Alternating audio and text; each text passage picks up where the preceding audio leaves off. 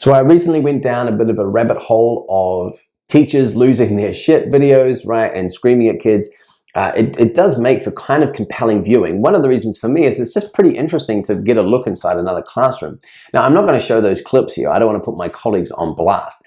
But I did see a common trend in these videos where this is how it typically happened, right? And the reason why these videos get really popular is I guess people like seeing teachers in a negative light. I'm sure most of these views probably come from students going, haha, look at that crazy person. Now, I kind of know how this dynamic works. I've never lost my cool in the classroom, but I was that boy in class who liked to wind teachers up to watch them lose their cool. And so what was happening in a lot of these videos that I saw was it was a very similar pattern. Now, if we can look at this pattern, we can figure out, okay, how maybe can we stop ourselves from losing our cool, and how can we become more effectual teachers? So this is somewhat maybe an anger management tip, and maybe I hope a useful tip for you if you do find yourself in that situation where you are losing your temper with your class, where you have no patience for a particular group. If you are struggling with that, hear me out. What's happening in these videos is one kid is derailing the lesson, or one or two students, right? And they'll derail. And you see the teachers trying to get through their content. They're trying to explain things. That they've got a curriculum to teach, and they're trying to do that. And they're being frustrated. They're being halted by this big block in the middle of their road.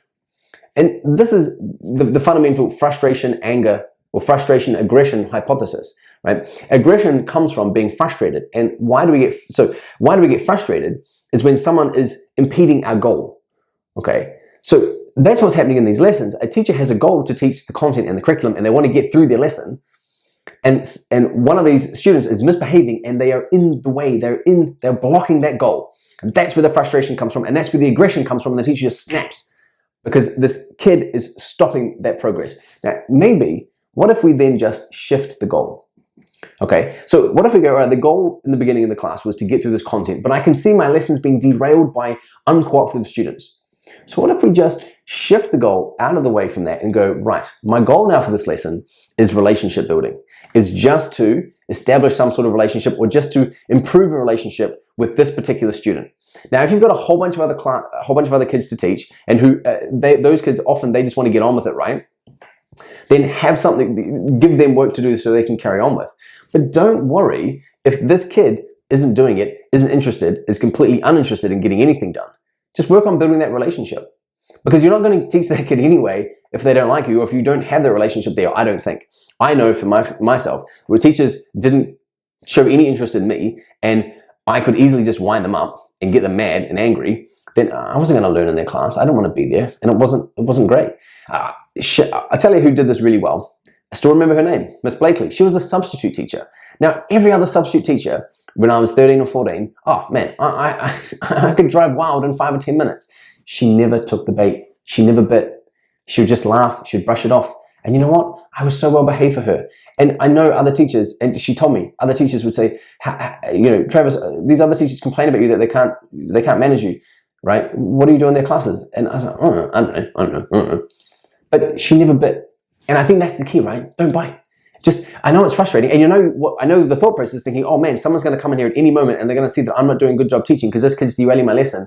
Forget about it. Just focus on the relationship with that kid, right? And it's often boys in this case, but it can be girls, right? In these videos that I saw, it typically always was I'm thinking of 3 particular videos where it was a boy winding up a female teacher, and I can relate to that so well. So just shift the goalpost. Just shift the goal and go, you know what? Hey, let's just work on a relationship. If the kid's making fun of you for something, laugh about it, joke about it. My name's Dixon. Dickson. You know how easy that is to make fun of? When I was a trainee teacher, right, I remember I was writing something on the board, and some kid just goes, Dickskin. I just turned around and I said, you know what? Me and my brothers have been called that all our lives, and we use it as a joke with each other. So if you're going to insult me, come up with something new, creative, Dickskin. Dude, do better, right? Derailed it. Didn't lose my shit. Didn't lose my temper, and it was an affable working relationship from then on out. But see, I could have easily just gone mad, and then that's exactly what they're looking for, right? They kind of like that conflict. I mean, not all kids, right? I'm generalizing, but okay.